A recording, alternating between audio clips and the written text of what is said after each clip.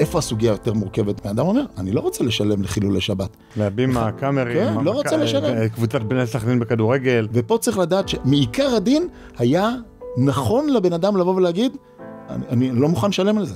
ואני אחנך את המדינה, כלומר, המדינה כופה עליי, המדינה עושה מה שהיא עושה, החוק הוא לא תקין, אני מעלים מס, כי מה זאת אומרת, אני אשלם על כל הדברים שהם כן מסתדרים עם התורה, אבל הדברים שהם נגד העולם הערכים שלי, אני לא מוכן לשלם על זה. אז יש מנגנונים של פתרונות הלכתיים למה מותר לשלם על הדבר הזה. ואני תוקף את הסוגיה הזו מכיוון אחר. אתה צודק, אתה לא חייב לשלם על הדברים האלה. אבל אם אתה מעלים מס, זה אומר שאתה יוצא מהשותפות הזאת שנקראת מדינה.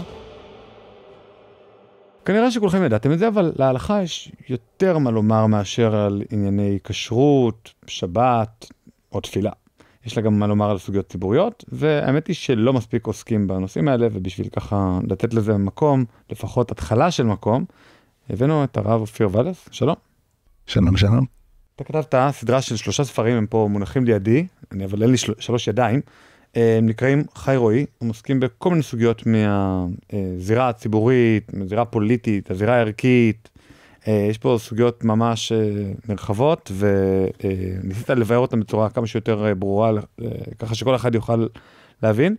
אנחנו לא נתחיל בהצעה שלי פה בשיחה בינינו, לספר על המפעל, נראה לי שכדאי שנספר את המפעל. בחרנו כמה סוגיות בשיחה המקדימה, ננסה לדבר מתוכם, מה יש להלכה, מה יש לתורה, מה לומר לנו ומה למד אותנו למערכות הציבוריות, גם בישראל, אבל גם בכלל בחיים האישיים שלנו. אנחנו בחרנו להתחיל בסוגיה של קו העוני, בעצם יש קו עוני בישראל, יש קו עוני על פי ההלכה, נשמח מאוד אם ככה תוכל למד אותנו. טוב, אז אני חושב שהסוגיה הזאת עוד מתחילה מאיזשהו פער שאני חושב שכל אדם מרגיש בו כשהוא מתפרסם מדד העוני בישראל, ביטוח לאומי, אז, או כל מיני גופים מקבילים שכבר עושים כל מיני חישובים אחרים של קו העוני, וכל אדם תמיד מדברים בשנים רגילות, זה פותח מהדורות הרבה פעמים, כשקו העוני ניתן, שמדד העוני והספר הזה של מצב העוני בישראל ניתן לשר הרווחה, או מי שאמור לעסוק בזה, והוא בעצם מקבל לידו איזה ספר שאומר שיש פה המון המון המון עניים, וכל אדם אומר, אני לא מרגיש את האמירה הזאת קורית בפועל, כלומר שזה הסדרי גודל של העניים שנמצאים בישראל, ואני חושב שהגישה התורנית לנושא הזה, שהיא הרבה יותר נותנת מענה יותר נקודתי, יותר סובייקטיבי למשמעות העוני, היא נותנת הרבה יותר דיוק לעניין הזה, לכל עולם של קו העוני. בוא נציג רגע את קו העוני הנוכחי בישראל, זה חצי מהשכר החציוני לנפש תקנית. מה שאומר שאם אתה לא מרוויח, נגיד סביב 3,000 שקלים, אל תתפסו אותי על האגורה, אז אתה מתחת לקו העוני. נגיד אני הייתי 7 שנים מתחת לקו העוני. כל השירות הצבאי הייתי מתחת לקו העוני, במכינה הייתי מתחת לקו העוני. כסטודנט, כי חייתי משנה לפני שעבדתי מאוד קשה, אז באותה שנת מס לאחר מכן הייתי מתחת לקו העוני, כי לא הרווחתי כלום, רציתי להתמקד בלימודים. אני אדם מאוד מסכן. כן, וככה נוצר לנו איזשהו מין מגפה. כן, משהו שאנחנו חשבנו שאנחנו מדינה מתקדמת, מדינת רווחה, ובסדר, תמיד יש מה להתקדם, ויש הרבה מאוד מה להתקדם בתחום הרווחה, וזה אחד הדגלים שהתורה, כל עולם הצדקה, ובמדיניות רווחה זה ודאי נושא של התורה יש מה להגיד עליו, אבל אתה לא מרגיש שהמספרים הם מתכתבים עם המציאות.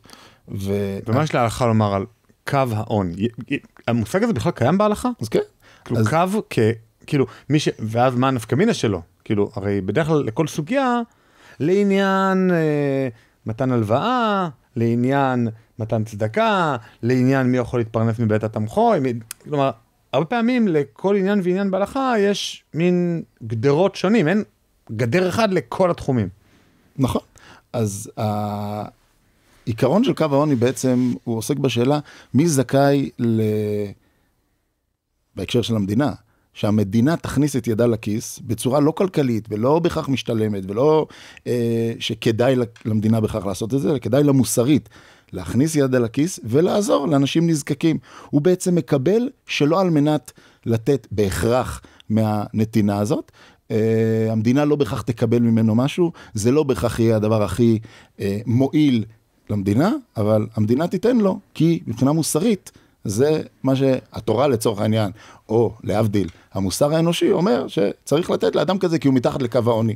איך נמנעים מהאנכרוניזם אבל? כי הרי אין מושג של ממש מדינה או מדינת רווחה, מדינה כזאת שיכולה לחלק רווחה.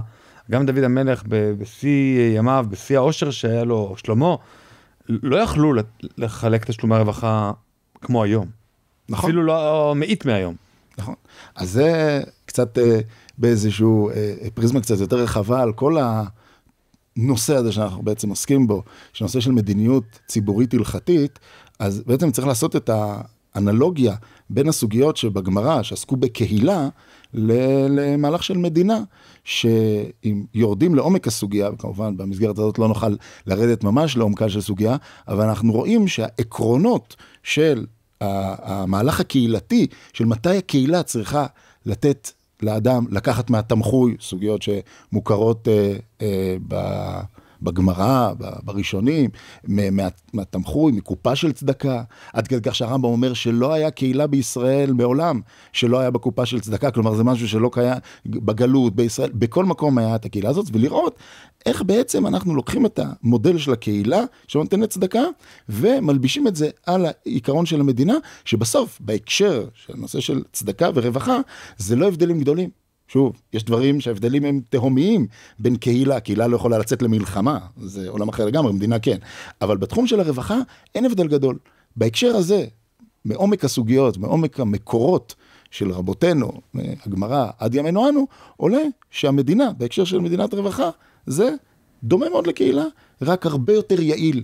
ובאמת המדינה יותר יעיל? המדינה יש לה את הכלים, יכול להיות שבסוף לא תהיה יעילה, אבל יש לה את הכלים להגיע לרמת דיוק של מי הוא מעל קו העוני ומי מתחת לקו העוני, הרבה יותר מקהילה, כי יש לה משאבים יותר גדולים, יש לה משרד רווחה, נגיד משרד רווחה לא יעיל, יכול להיות, אז צריך לייעל אותו, אבל יש לה את הכלים בעצם להצליח לרדת לרזולוציות המדויקות יותר, כי יש משאבים, יש אנשי מקצוע, אני יודע להכשיר אותם, אני יודע לתת להם השתלמויות, יודע שהם יהיו הכי מקצועיים, ואז הם מגיעים למצב שהם יודעים לדייק את זה יותר.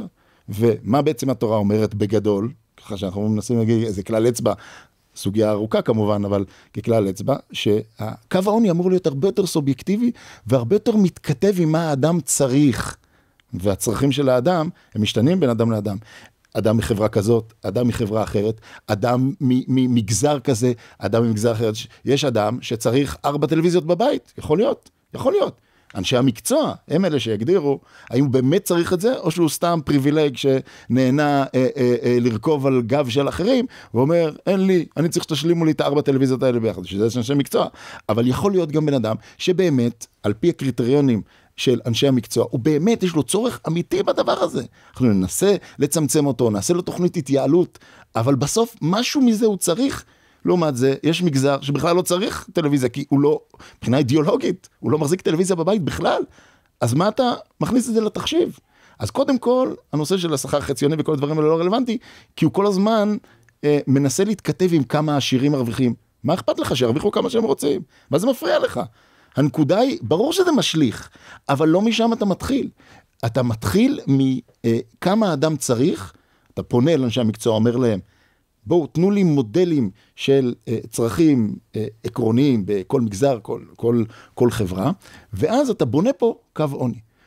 מה הבעיה עם העניין הזה? שתמיד אנשים רצים לקצה ואומרים, אבל אי אפשר לעשות במדינה, בחברה, יצעקו פה גוואלד על השמיים, יצאו פה לרחובות, תגידו, למה הקו העוני של האדם החרדי הוא X, כי הוא נצרך לפחות דברים, נגיד, לא ניכנס... הוא נצרך לפחות דברים.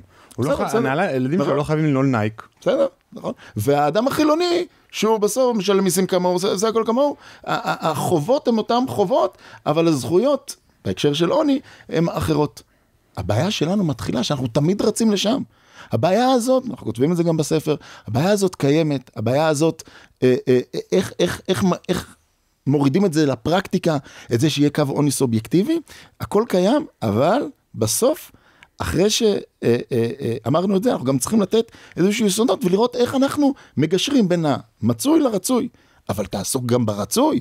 אל תרוץ ישר למצוי, תגיד, אי אפשר, צריך לתת פה קו עוני אחד, קו עוני אחיד לגמרי, ואז יוצא פה המוטציה הזאת של דוח העוני, לא קראנו לזה קודם בשמו, אז דוח העוני שמגיע לשר הרווחה, וכולם מסתובבים ואומרים, זה לא קשור למציאות. אז איך אנחנו מגשרים את זה?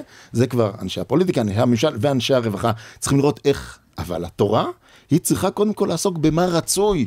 אחרי זה, אנשי המקצוע יורידו את זה למצוי. זה נראה מאוד דומה לאיזה מבנה קצת יותר קהילתי, פחות מדינתי, כי בעצם אם כל קהילה ותת קהילה יש מין סוג של קו עוני מותאם משלה, אנשי מקצוע שמכירים את הקהילה, התייחסות למאפיינים תרבותיים, אז זה משהו שהוא, שוב, הוא לא אנכרוניזם, כי הוא חוזר באמת לקהילה של ימי הביניים, יכול להיות שמקור התקצוב הוא המדינה, אבל כל קהילה וקהילה היא סך הכל די שופטת, נגיד אם הילד שלך, הוא מה לעשות, התחנך כל השנים, שהיית במצב כלכלי, נקרא לזה, אתה יודע מה, אפילו עשירון רביעי, לא הכי עשיר מזה. לכל הילדים בבית ספר יש נעלי נייק. מה, הוא היחידי שיבוא עם משהו מגלי, הוא לא יכול להראות את הפנים שלו.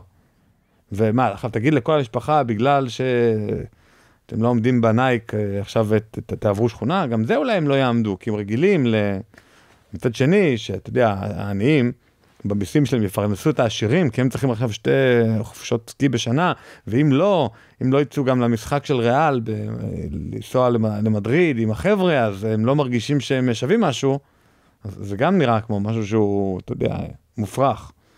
להטיס מישהו לחול רק כדי שהוא ירגיש לו עני. רוצים לדעת איך אפשר לנצח את חמאס? זה הרבה יותר פשוט ממה שאתם חושבים. הצבא שכבש את סיני ב6 הימים תקוע היום בסבבים אינסופיים. השביעי לאוקטובר חשף ששכחנו איך להכריע. אני מזמין אתכם ל2 מפגשי זום ב10 וב17 ביוני, בשעה 8:30.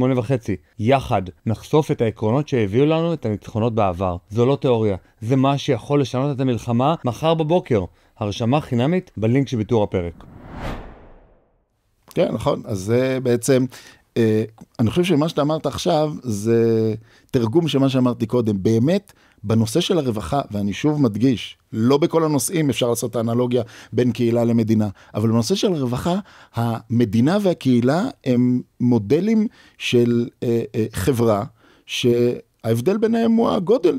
ונכון, המדינה לא תדע לתת מענה כזה סובייקטיבי, אבל היא תדע לתקצב את הדברים, והיא תדע כן לתת קו אחיד, וזה גם אנחנו כותבים במאמר הזה, למה חשוב קו אחיד מינימלי קודם כל, לפני הקו העוני הסובייקטיבי, זה קו מינימלי. מהו הקו המינימלי? כי שוב, כמו שאמרת, החצי מהשכר החציוני נפש תקנית מודד אי שוויון, זה לא מודד עוני.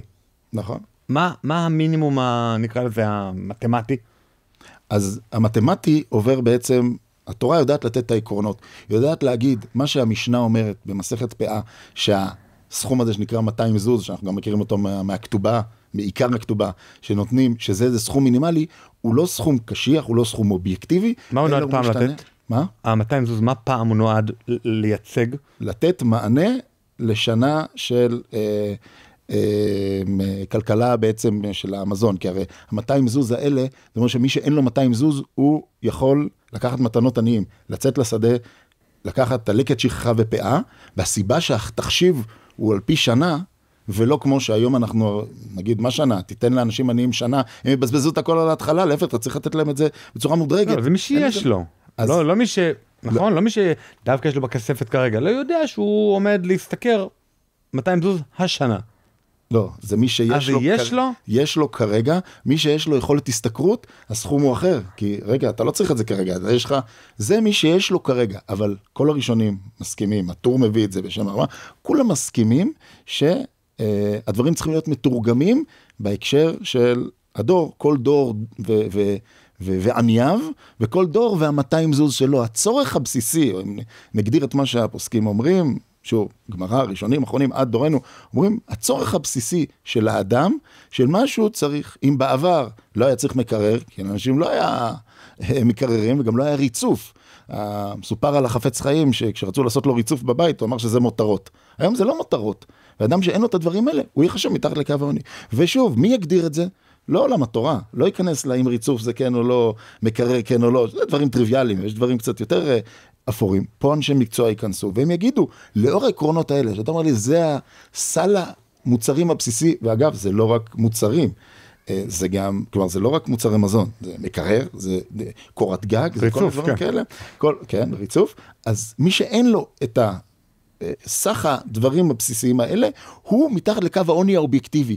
פה המדינה צריכה לתת מענה, הם בראש הראשונה צריך לתת להם את המענה. יכול להיות שהוא שאין לו נייק, הוא באיזה קו עוני סובייקטיבי, אני צריך לתת לו מענה נקודתי, ופה אולי רק הקהילה תיכנס, כי המדינה תגיד, בטח שאתה מתחת לקו העוני, לאור העקרונות שאמרנו, אבל, סליחה, יש פה אנשים שקודמים לך, יש פה אנשים שאין להם חשמל לחמם את הבית, ברור שהוא קודם, לאדם שאין לו נייק, עם כל הזה שאני אומר, אתה מתחת לקו העוני, אתה, מה שמוגדר בהלכה, אני בן טובים, אתה הורגלת למותרות, אבל המותרות האלה מבחינתך זה must, בלעדיהם אתה לא יכול להסתדר, אז אתה מתחת לקו העוני, אני כמדינה יעזור לך רק אם יהיה לי בסבב השני, נקרא לזה ככה, שאני קודם כל דואג שכולם יהיה להם בגד לאכול ומים לשתות ואוכל לאכול, אחרי זה אני אדאג גם לך, ופה הקהילה באמת נכנסת, הקהילה וכל התרומות הוולונטריות של הציבור, לא שגביתי אותם במיסים של משרד הרווחה, אלא הציבור, המעשר כספים וכל הדברים האלה,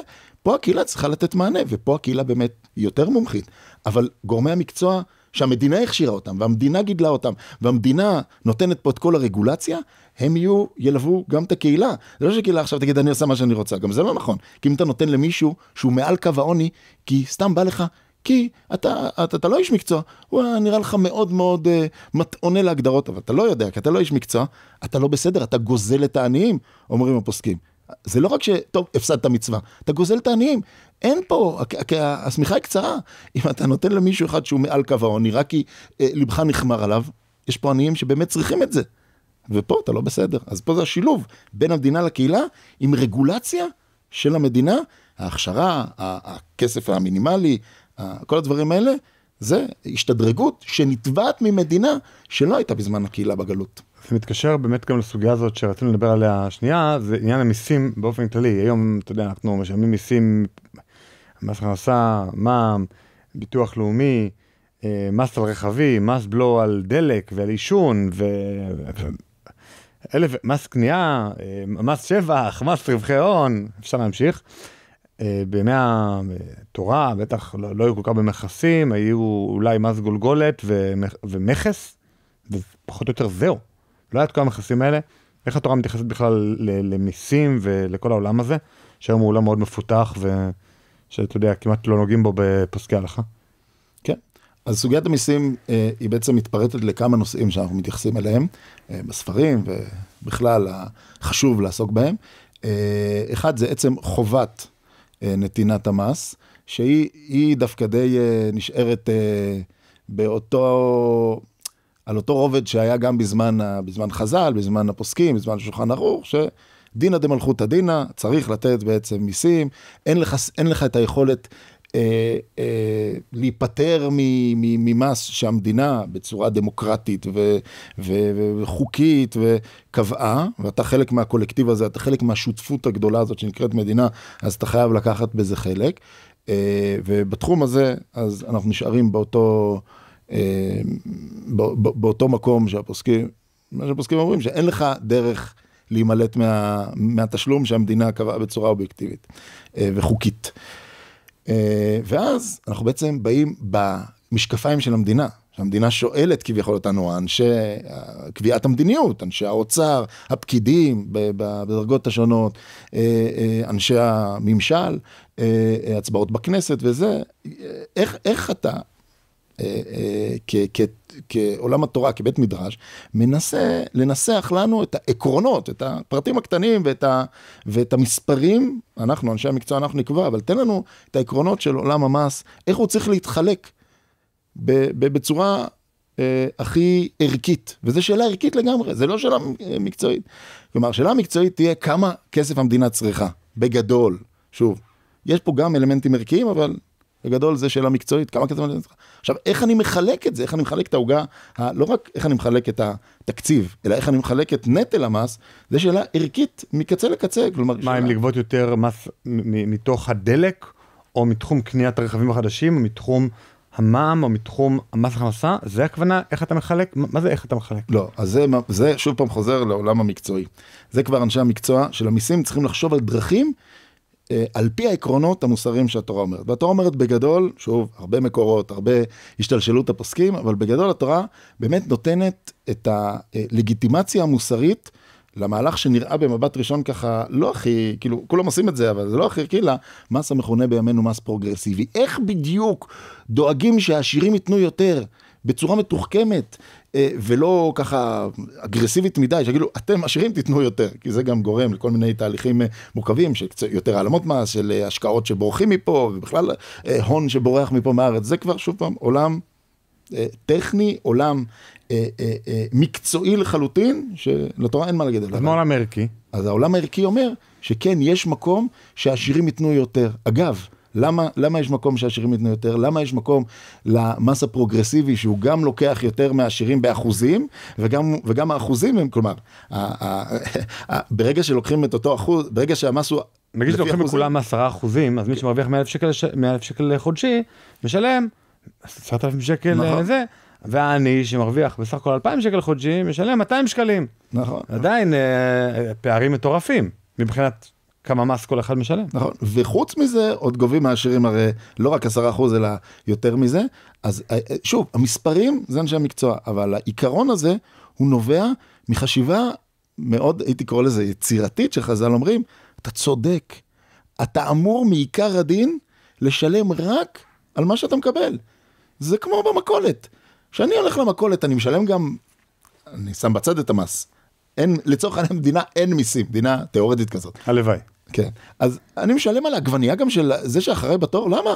אני רוצה עגבנייה. אני צריך יותר שמירה, אני אשלם יותר שמירה, אני צריך יותר מקום יותר מורכב, אז אני צריך שם יותר, אז אני אשלם יותר, ומי שפחות, אז צריך פחות, ככה, לשם יוצאים לדרך. ולמה בכל זאת אנחנו גובים מהעשירים יותר? בגלל שהעשירים הם צריכים לתת צדקה. כי אתה חשבת שהצדקה זה רק אני עשיר, מכניס את היד לכיס שלי, נותן מעשר כספים, אני חייב לתת צדקה, פתח ודח את ידך וכו', תן צדקה, ותן לעניים כפי מחסור אשר עשר לו. רגע, בוא ניתן את זה בצורה הרבה יותר מתוחכמת, כדי גם לתת את זה בצורה מכובדת יותר. כשזה ניתן בצורה של מיסים, ובצורה רשמית ומסודרת, אז אני קם בבוקר, לא, כל מה שהוא קיבל זה צדקה, כי אם כל אחד היה נותן את המס לפי מה שהוא צריך לקבל, העניים היו צריכים לקבל הרבה יותר צדקה, צדקה רשמית כזאת, של רווחה על השולחן, להגדיל את כל עולם הצדקה, כי הרי הוא צריך לשלם הרבה יותר על כל עגבנייה, כי אין מיסים שעוזרים בייצור העגבניות ובזה, כי העשיר יסתדר. ואז ממילא יוצא מצב שהכל מתייקר לעניים, ולעשירים נהיה הרבה יותר זול, ואז העניים אין להם כסף. אז הרבה מאוד אנשים נכנסים מתחת לקו העוני, והרבה מאוד אנשים מקבלים צדקה בצורה רשמית, בסלי מזון.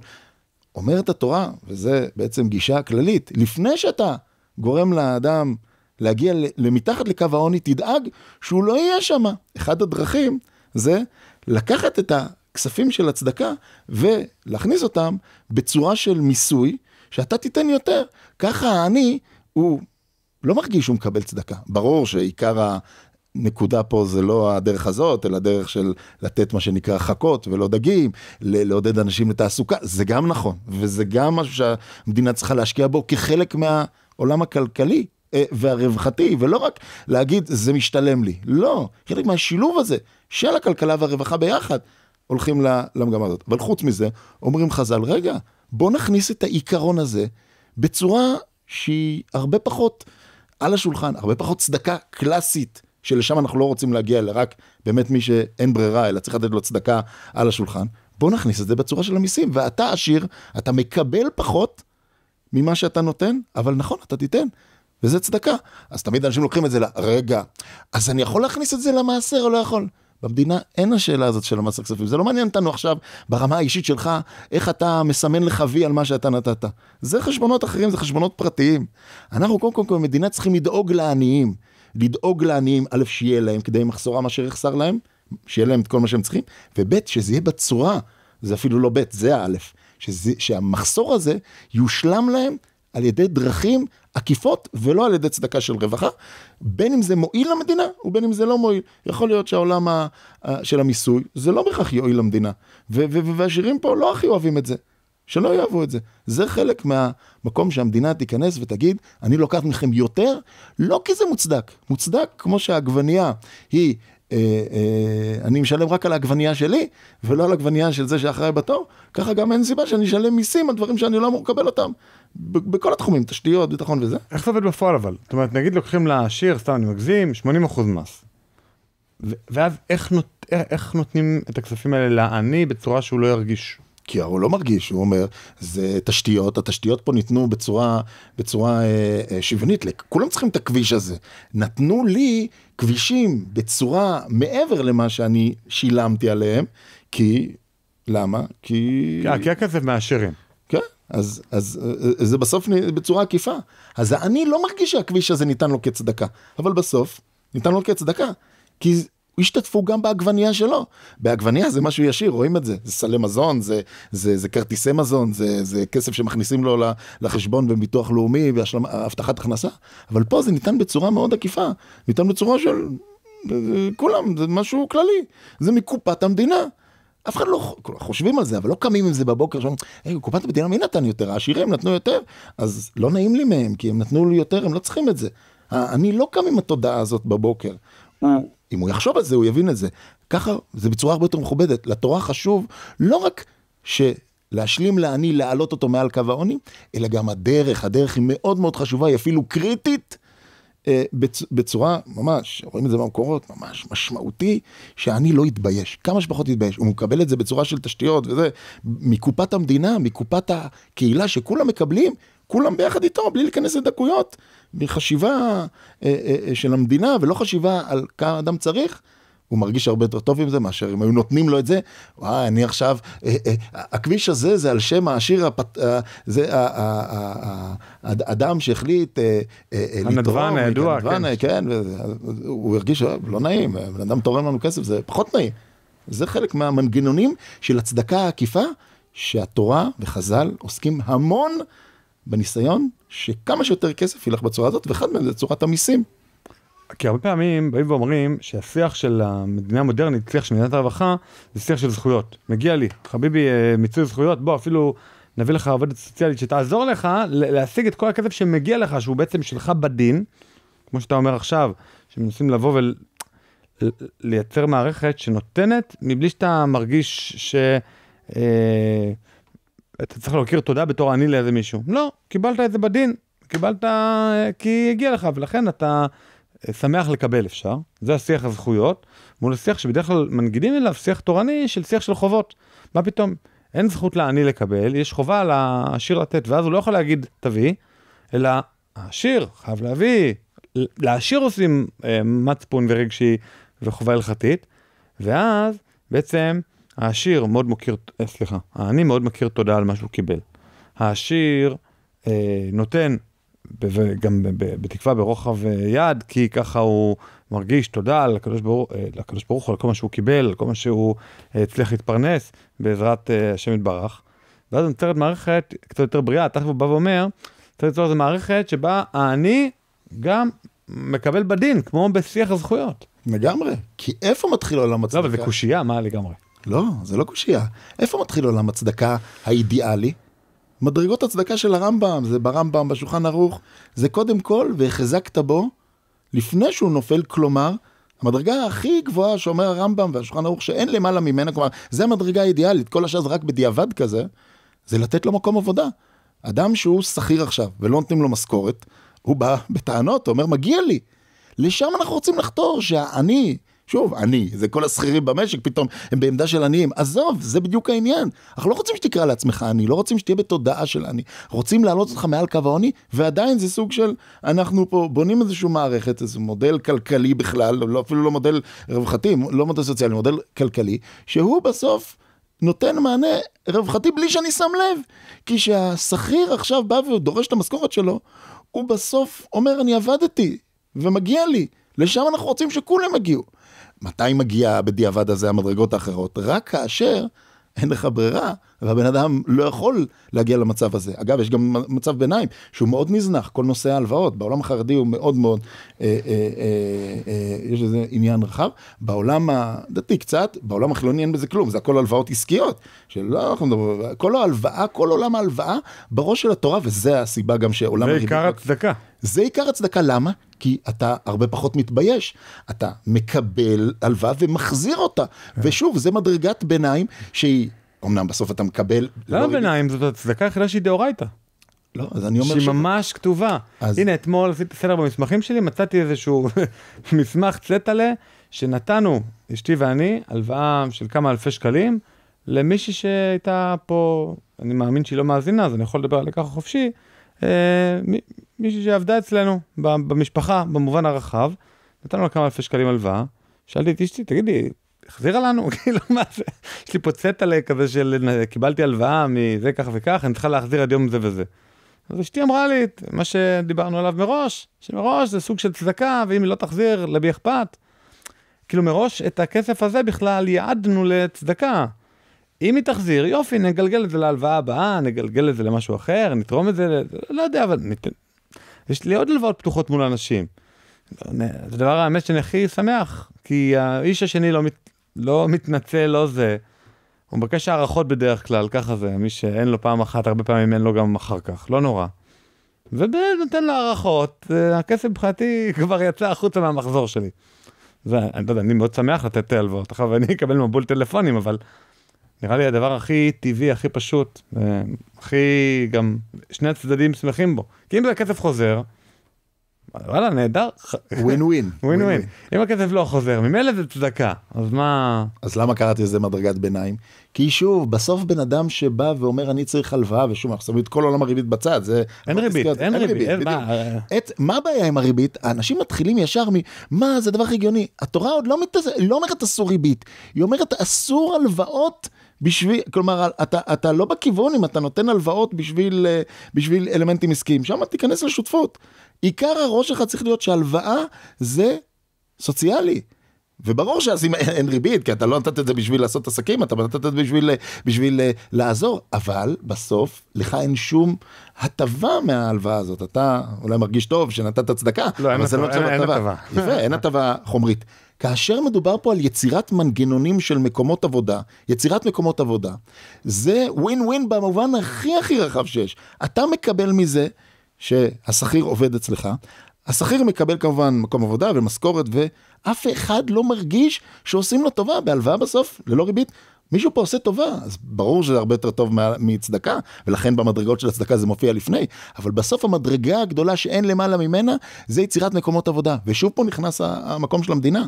חברה וקהילה, היכולת שלה לייצר מקומות עבודה, היא מוגבלת. מדינה שקמה בתודעה כזאת, לא תודעה של משרד הכלכלה, של תודעה שזה משרד כלכלי, שהוא סניף של משרד האוצר, אלא שזה הרחבה של משרד הרווחה, ולא רק הרחבה, זה המשרד העיקרי, שם אנחנו רוצים שעיקר המשאבים הכלכליים והחשיבה הסוציאלית, שם זה יהיה, וזה לפעמים גם לתחזק מקום בפריפריה הגיאוגרפית, החברתית, שהוא לא הכי רווחי, אבל הוא סביר לתחזק ולתגמל את המקומות האלה שיחזיקו מעמד, כי זה רווחה או הדרגה הגבוהה באי הידיעה, כי בסוף האדם העשיר במעמד גבוה ימצא מקום עבודה, הם לא ימצאו מקום עבודה אחר, בגלל כל האטמוספירה החברתית שהם נמצאים שם, וזה האידיאל, ושם המדינה צריכה להסתכל על זה בצורה של רווחה, ולשים את הדברים על השולחן, זה רווחה, שוב אל תדאג, הם לא יתביישו, כי הם קמים בבוקר ונותנים עבודה,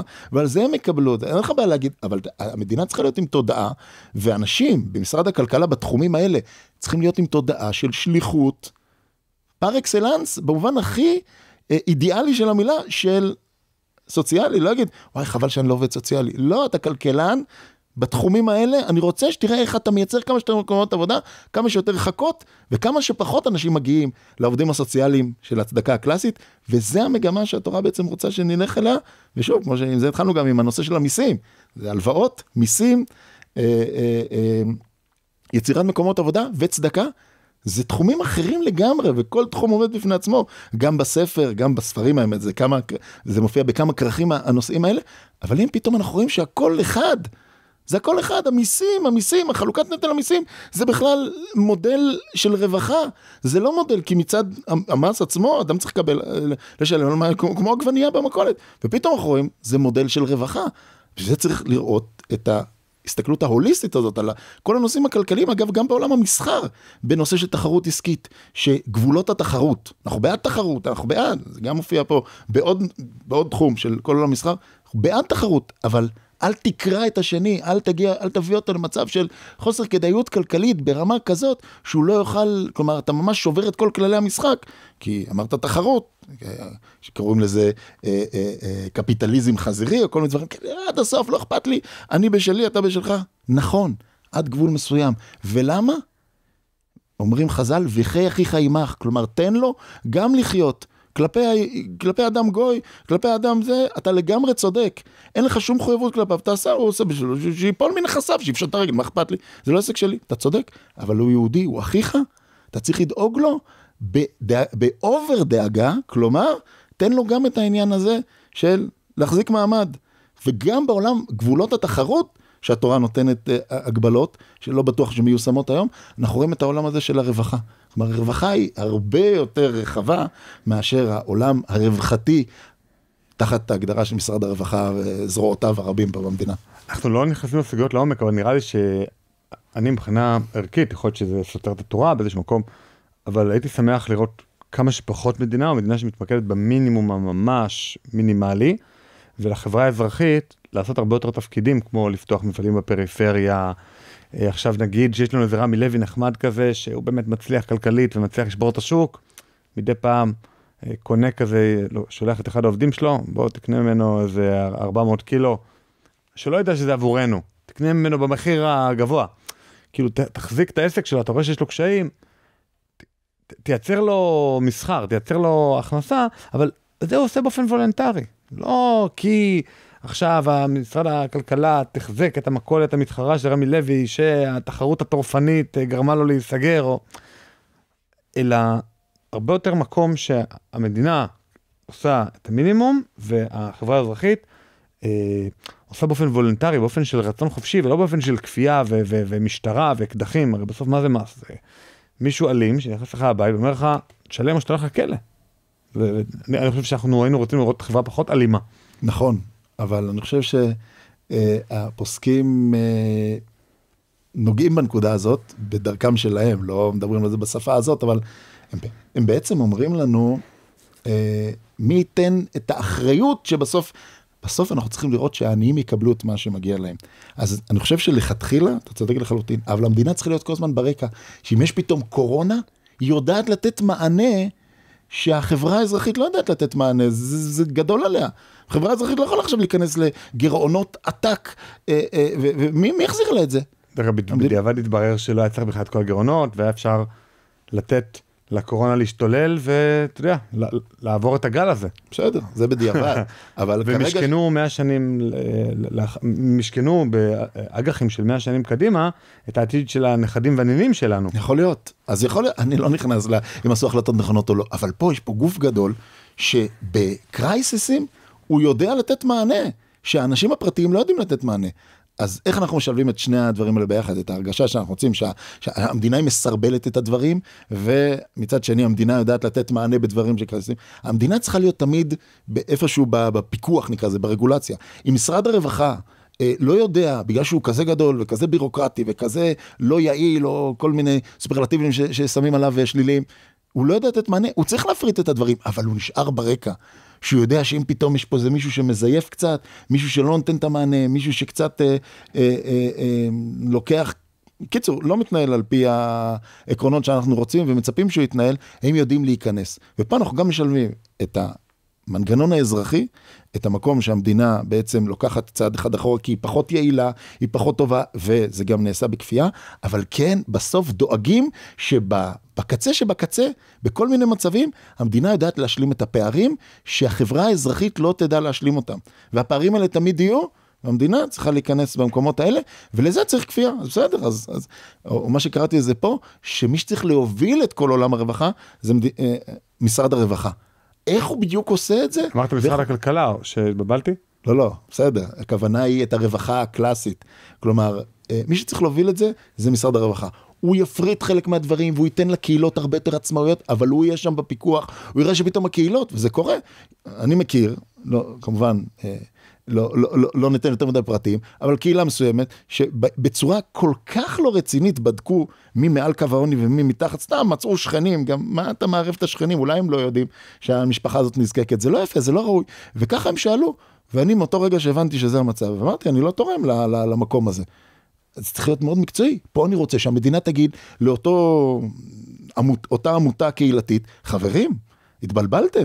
אז מה אם נותנים לכם את הכסף בצורה וולונטרית? אתם עושים את זה מה שאתם רוצים? כי הם גם הם כמובן גם עושים את זה אחרי הצהריים, כלומר הם לא עובדים בזה, אז הם לא אנשי מקצוע, אז הם עושים את זה על הדרך. לא, אני לא מוכן כמדינה שהעמותה הזאת תתקיים. אני לא אומר, רשם העמותות יגיד, העמותה הזאת לא מקבלת סעיף 46, כי מתנהל בצורה, אני אסגור את העמותה הזאת, כי זה גזל עניים, בסוף הם נותנים בצורה, לא שהם גונבים בסדר, ודאי המדינה תיכנס, אלא הם נותנים בצורה מאוד לא מקצועית, המדינה לא צריכה להגיד, אני מושכת את ידי, כי אז יוצא, הם יהיו מספיק רציניים בתחום הגבייה של הכספים, הם ישיגו את הכסף, הכסף ילך למשכורות, ילך לאנשים מעל קו העוני, המדינה תמיד צריכה להיות ברקע, תמיד צריכה להוביל את הדברים, אבל אם היא לא מספיק מקצועית ולא מספיק רצינית, מבחינת הפרקטיקה, צריכה להפריד את הדברים, אבל היא ברקע, היא תמיד נמצאת. יש שתי סוגיות נוספות שקשורות למס, שאמרנו שנדבר עליהם גם, העלמת מיסים, מטעמים אידיאולוגיים תורניים, ויש על זה הרבה כתיבה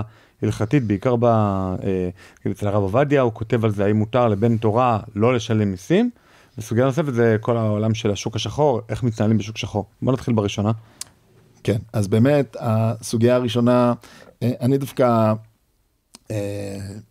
פחות נותן משמעות לטענות של מה שמכונה בלשון הפוסקים וחז"ל, רבנן לא צריכה נטירותה, מאשר לנקודה אחרת שאני חושב שהיא הרבה יותר מורכבת ומשמעותית. הנושא של רבנן לא צריכה נטירותה, שבעצם חכמים לא צריכים לשלם מס, זה משהו, א', אני אומר זה ממש בקצרה כמובן, כי זה סוגיות ארוכות, א', זה לחכמים מאוד מאוד נקודתיים. מה זה נטירותה? נטירותה זה שמירה. דמי שמירה? דמי שמירה, הם לא צריכים לשלם מס על השמירה, כי הם לא צריכים שמירה, כי התורה שומרת עליהם.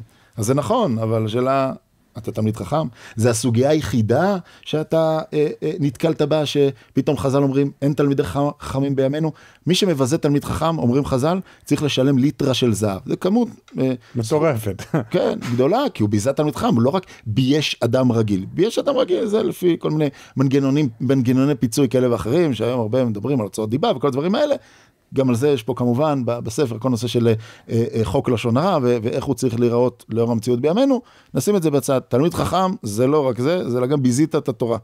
אבל הפוסקים ישר אומרים, בימינו אין תלמיד חכם, אבל יש תלמיד חכמים, מה זאת אומרת, אנחנו לא רואים, הזכרת את הרב עובדיה, הרב עובדיה הוא לא תלמיד חכם, הכל יחסי, באופן יחסי, לרמב"ם ולמשה רבנו, אז הוא לא תלמיד חכם, בהקשר הזה, כן, ושוב, אחרי שאמרנו את זה, שוב פעם נחזור, הרב עובדיה מגדולי עולם, אז היום למשל אין תלמידי חכמים, וגם אם יש, זה קבוצת אנשים מאוד מאוד מצומצמת, למשל כמו הרב עובדיה. והרב עובדיה, אולי הוא זה שלא צריך לשלם, והוא, שוב, אני לא אכנס לכל הפרטים של זה, אבל זה ודאי לא משהו נרחב, זה ודאי לא משהו כמו שרוצים להגיד את זה, שכל מישהו אברך הרגע התחתן, והוא קובע עיתים לתורה, והוא לומד תורה ככל יכולתו, אז אוטומטית הוא יהיה פטור ממיסים, זה לא בהכרח מה שהפוסקים אומרים, ובוודאי, יש איזה מחלוקת ראשונים, בוודאי שהמדינה יכולה לטעון, אני פוסקת, לאור איך שאני רואה את הדברים, ולאור המציאות בימינו, ולאור חוסר, לצערנו, הערכה הציבורית ללומדי התורה, אני לא מרגישה יכולת לגבות כספים או לוותר לאנשים, לגבות מאחרים יותר, כדי לוותר לאותם תלמידי חכמים. האם יש לי את ההצדקה המוסרית לדבר הזה? התשובה היא כן, כי יש פוסקים שאומרים, שרק קבוצה מאוד מאוד מאוד מצומצמת מתוך לומדי התורה, אותם רק צריך לפתור, והם מכל מיני סיבות לא רלוונטי הפטור כלפיהם ברמה המעשית. יוצא שאין באמת את הדבר הזה של רבנן. כמו שהדין הזה כן חל, אבל הוא חל כלפי כל כך מעט אנשים, שהוא לא סוגיה מדינית. כן, כלומר, או אני אגיד את זה אחרת, יכול להיות שהמדינה במצב אידיאלי, היה ראוי שהיא קצת תיתן יותר פטורים לתלמידי חכמים, אבל אם המדינה בוחרת, בגלל המצב המדיני כרגע, לא לעשות את זה, היא בסדר גמור. יש לה הרבה מאוד על מי לסמוך, ואתה לא יכול להגיד, אני אחנך את המדינה שתחמיר יותר בנושא הזה. זכותה של המדינה, מאלף ואחת סיבות, לבחור בתחומים האלה את הפוסקים המקלים יותר, ולסמוך עליהם, ולא לתת את הפטור הזה לתלמידי חכמים. איפה הסוגיה יותר מורכבת, אני חושב, בנושא האידיאני? והאדם אומר, סליחה, הבנתי, אני חייב לשלם, צריך לשלם, אני לא אותם יחידי סגולה שהם בכלל לא רוצים את הפטור, אני לא מהם, אבל אני לא רוצה לשלם לחילולי שבת. עם הכסף שלי... להבים הקאמרים, כן, לא רוצה לשלם. קבוצת בני סכנין בכדורגל. נכון, אני לא רוצה לשלם. מגזר הערבי. ופה צריך לדעת שא', בניגוד למה שאמרנו כאן, פה, מעיקר הדין, היה נכון לבן אדם לבוא ולהגיד, אני לא מוכן לשלם על זה. לא מוכן, ואני אחנך את המדינה, כלומר, המדינה כופה עליי, אני, על פי התורה, לכאורה אסור לי לשלם על הדברים האלה, ואז אז מה אני עושה? אני מעלים מס, המדינה עושה מה שהיא עושה, החוק הוא לא תקין, אני מעלים מס, כי מה זאת אומרת, אני לא מוכן לשלם על חלק, לקחת חלק בדברים האלה, אני אשלם על כל הדברים שהם כן מסתדרים עם התורה, אבל הדברים שהם מבחינתי נגד העולם הערכים שלי, אני לא מוכן לשלם על זה. אז יש מנגנונים של פתרונות הלכתיים, למה מותר לשלם על הדבר הזה. ואני תוקף את הסוגיה הזאת מכיוון אחר. אתה צודק, אתה לא חייב לשלם על הדברים האלה. אבל אם אתה מעלים מס, זה אומר שאתה יוצא מהשותפות הזאת שנקראת מדינה. אתה רוצה להחמיר, אתה לא רוצה לסמוך על הקולות של, זה נקרא, יש ברירה, וכאילו עברה שהכסף שלך לא הולך לדברים האסורים, אלא הכסף שלך כולו, למרות שלא כתבת את זה. איך אפשר? זה נקרא מהלך של ברירה. לקחו את הכסף בכלל בניקוי מס במקור. אז אמרתי, אני לא נכנס כרגע לסוגיה ההלכתית הסבוכה, אבל אני מודה שזה כולה, בניגוד לנושא של רבנן לא צריך לנטור אותה, שזה עיקר הדין. אתה חייב לשלם, כי למדינה מותר לפסוק על פי הפוסקים שאומרים שאתה לא נחשב תלמיד חכם בהקשר הזה. אתה לא פטור מהנושא. פה, מעיקר הדין אתה צודק, יש קולות. אבל הקולות האלה, אם אתה לא רוצה לסמוך עליהם, תגיד, אני לא רוצה, אני רוצה, כבר שאתה לא רוצה לשלם מס בסוף, אבל הקולות האלה הם בסופו של דבר,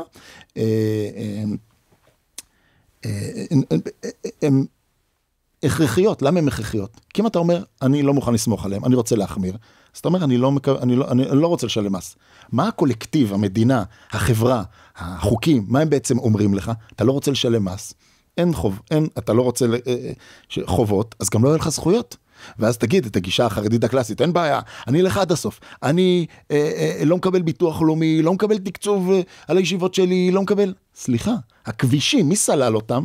הדלק, אתה משלם את הדלק, או יש פה איזה סבסוד מסוים, הבית חולים, לא, אשתי יולדת בבית, ואם חלילה יהיה משהו, אז לא הולכים לבית חולים, כל התשתיות, כל החשמל שמגיע לך הביתה, אתה יכול להקים באיזה גבעה, למצוא איזה גבעה, הר טרשים קרח, לחנות שם, שיהיה לך באר, שתספק את החשמל שלך, לא יודע מאיפה, בקיצור, אי אפשר. אתה רוצה להחמיר? אתה צודק לגמרי שאתה רוצה להחמיר, גם אני הייתי שמח לא לשלם על חילולי שבת, זה המצב, זה מה יש, אנחנו סומכים פה על קולות, אתה רוצה להחמיר, אין לך דרך, אתה צריך לקחת מטוס ולעזוב, ולהיות במקומות אחרים. מה אנחנו כן מציעים הצעה לסדר? כי חלק מהעניין הזה של הספרים, זה רק להגיד, אוקיי, יש מורכבות, זה, פתרנו את הבעיה, צלחנו את העניין הזה. מה ההצעה לשפר את העניין?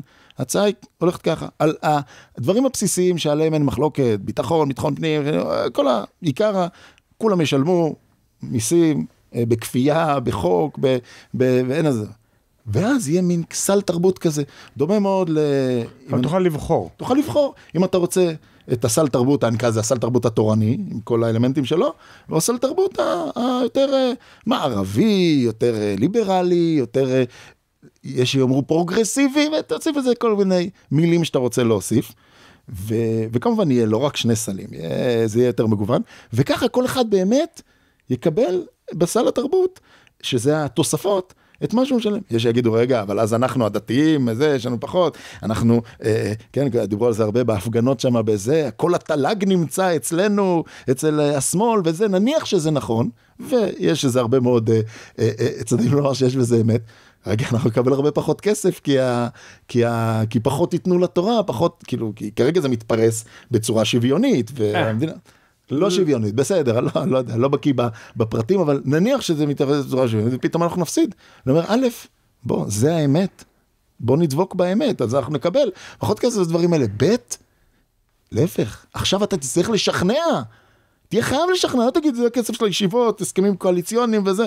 סליחה, זה הכסף שנגבה, אני רוצה להגדיל אותו, אני אשכנע למה תיתנו לסל שלי. לדפוק על הדלתות, כן. כמו בהתנתקות. בדיוק, ואני אשכנע, ואני, כן, שמה, ייכנס ללבבות של האנשים, למה זה סל הערכים היהודי התורני, שמלווה אותנו כבר, למעלה מ3,000 שנה, לעומת כל מיני ערכים שבאים מבחוץ, שהם בסדר, אנחנו לא נכנסים אליהם, אבל בסדר, זה מבחוץ. אתה יודע, יש דרך לעשות לא 4, 5, 10, 20 סלים, יש דרך לעשות 10 מיליון סלים.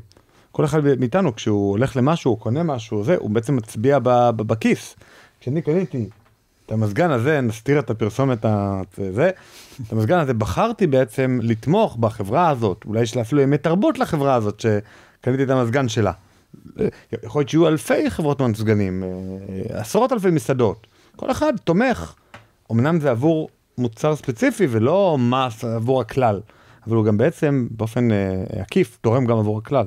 עקרון היד הנעלמה של אדם סמית. כן, נכון. אז שוב, פה זה כבר, עוד פעם אנחנו חוזרים להיבט היותר מקצועי של איך אנחנו באמת הופכים את זה בצורה יעילה, אבל לשם צריך לחתור, ולא לנסות להגיד, אני גם רוצה לקבל כמה שיותר, כי אני רוצה כמה שיותר, טבעו של האדם רוצה כמה שיותר, אבל כשזה מגיע לזה שאני צריך לשלם לאחרים, אז אני כבר מעדיף לא כך, ואז אני מעלים מס. בקיצור, להעלים מס בצורה עצמאית, אין לזה שום הצדקה, שום הסתכלות מוסרית. יש צדדים שמבחינה ערכית אנחנו כן צריכים לקדם, אבל בגלל שאנחנו מאוד דיכוטומיים בחשיבה שלנו, זה או שאתה אומר לי אסור להעלים מס, או שאתה אומר לי צריך לשלם מס, זהו, לא.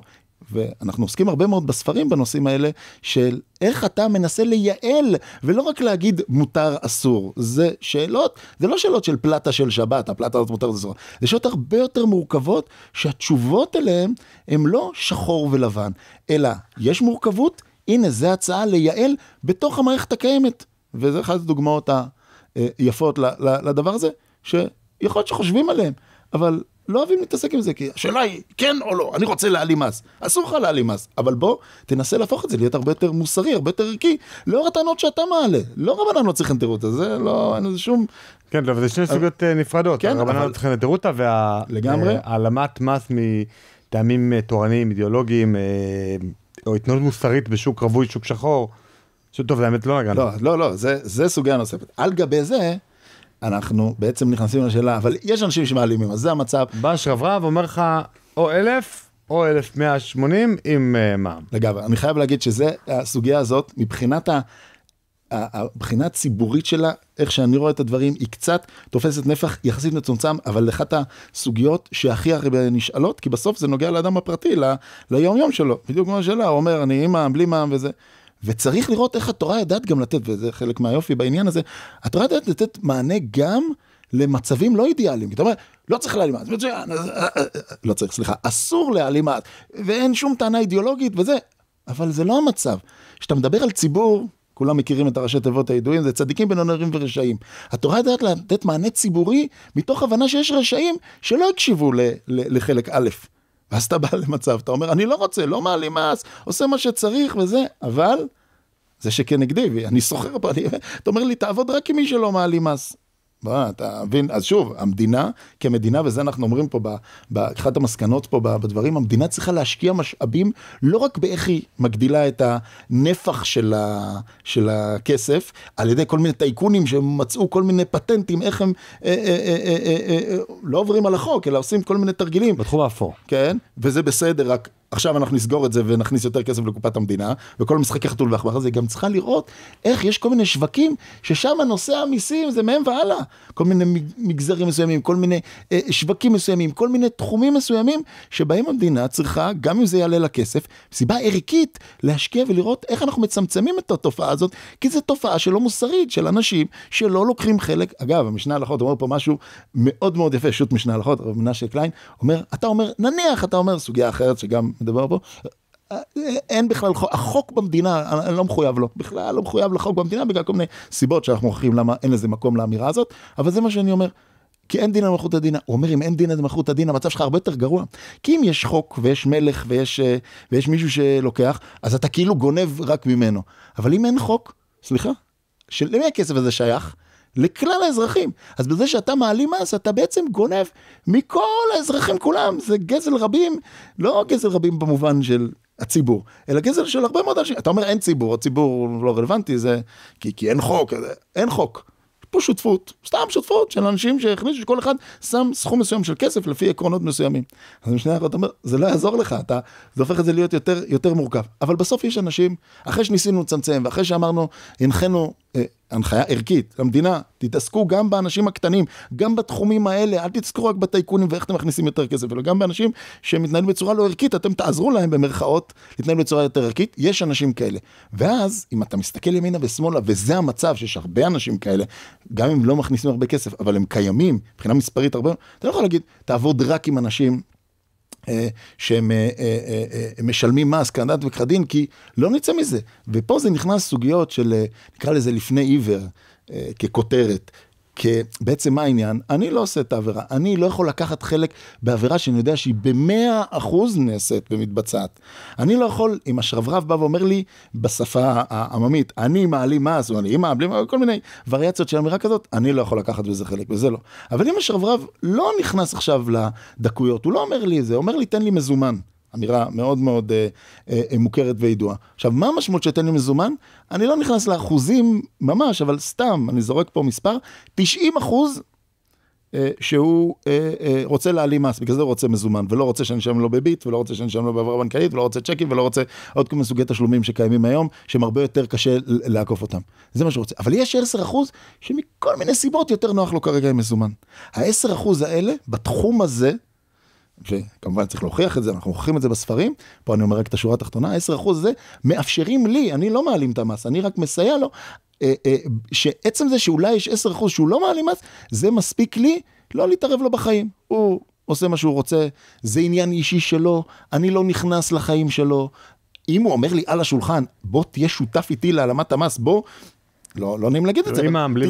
כן, ברמה הזאת, בוא תגנוב איתי ביחד, אתה לא יכול, פה זה מסייע לגנב, ואם הוא נותן לך הנחה זה עוד יותר חמור, כי זה כבר לא סוגיית לפני עיוור, זה כבר ממש מסייע לגנב, אתה חלק מהגניבה פה, אתה חלק, אם אתה רואה מבחינה ערכית שאסור להעלים מס, וזה גניבה, אתה חלק מהעניין הזה, הוא עושה את החשבונות שלו, זה עסק שלו, אז איך אתה מתנהל איתו? איך? על ידי זה שאתה לא נכנס לדקויות. אגב, אנשים שואלים, אני חייב לשאול, לא חייב לשאול, אני חייב לבקש חשבונית, אתה לא חייב כלום. כל עוד שהדברים לא נאמרו לך על השולחן, זה לא אחריות שלך. ובגלל המורכבות, ובגלל הרגישות, לפעמים זה גם בין בני משפחה ודברים כאלה, זה לא עסק שלך. לא באנו לחנך פה את כל העולם. אנחנו אומרים את מה שאנחנו אומרים, אבל אם אנשים בוחרים מאלף ואחת סיבות לא להקשיב לחלק א' של מה שאמרנו, שצריך לשלם מס נקודה, ואין לך דרך להעלים מס על דעת עצמך, אז לא הקשיבו לזה. אנחנו נדע ברוב המצבים לדעת איך להמשיך לפעול איתם ולסחור איתם. כי אם אנחנו נאסור את זה ונגיד, עד שאני לא יודע 100% שאתה משלם, אנחנו לא נמצא ידנו ורגלנו. זו אמירה שכמעט לא מאפשרת לבן אדם להתנהל פה בהרבה מאוד תחומים שנושא העלמת המס היא מצויה שם. לא לטובה, אבל זה המצב. כאילו אי אפשר בכלל להזמין עבודה בהרבה תחומים. נכון, נכון. ומורכבויות בתוך משפחה וזה, עזוב. זה לא עסק שלך, כל עוד הדברים לא נאמרו בצורה חד משמעית על השולחן, וברוב המצבים, ככה העולם מתנהל, זה לא נאמר בצורה, זה נרמז, וכל עוד שזה נרמז, ומשאיר אחוז אפילו קטן, כמו שאמרתי, של 10%, שאולי זה לא הייתה כוונתו להעלים מס, אתה יכול להתנהל טוב, כי זה לא עסק שלך, זה עסק שלו. יש סוגיה האחרונה, שהיא קצת עניינת דיומה, אפילו ממש עניינת דיומה, ממש ניתן היום פסק דין, עניין של הרשעה של שני ראשי מכינה, יובל קאן וברדיצ'ב, אני לא זוכר את שמו הפרטי, שהורשעו בעניין של זה שהם בעצם ארגנו טיול לחניכי מכינה בני 18 ומעלה, של שנה הבאה בנחל צפית, ובאסון נהרגו, אני חושב, כ10 אנשים, וגם בנושא הזה הם הורשעו, קיבלו, אני חושב, 7 שנים בפנים, בכלא, שניהם, וגם לגבי זה יש לה תורה גם על לומר, ובכלל עולם שלם של איך מתייחסים לדין כזה, לא מה העונש בדיוק אמור להיות, אבל בכלל איך מתייחסים לזה שיצאו חבורה לטיול בארגונם של אנשים כאלה, אנשים אחרים, מכינה תקרא לזה מדריך טיולים, איך הלכה מסתכל בכלל על דברים כאלה? כן, אז פה אני אענה פה רגע זו שאלה עקרונית. היי, שלום, מקווה שנהניתם מהרעיון עד כה. אנחנו עכשיו עוברים לקטע מיוחד למנויים שנקרא על המשמעות פלוס. בעצם יש אנשים שתומכים בנו ומאפשרים את הפעלת הפודקאסט ונהנים מהקטע הנוסף שבו אני שואל עוד שאלות את האורח שלנו. אני ממש מבקש מכם וממליץ לכם להיכנס ולהצטרף לעל המשמעות פלוס, כך תוכלו גם לחשף לתוכן הרבה לפני כולם, ממש ביום הרעיון תקבלו אותו לנגן שלכם, ספוטיפיי או איזה נגן אחר שאתם מקשיבים בו לפודקאסטים, וגם תוכלו לחשף לקטע הפרימיום ולשאול שאלות. יש בעצם אפשרות לשאול שאלות את האורח, ורק מי שמנוי יכול לשאול שאלות שאני אשאל או בשמו או בעילום שם, הבחירה שלכם. אז תלחצו עכשיו על המשמעות פלוס, כאן למטה, ותזכו לתוכן הנוסף לפני כולם. על עצמו. ואדם צריך לשמור קודם כל בנושא של בריאת הנפש על עצמו.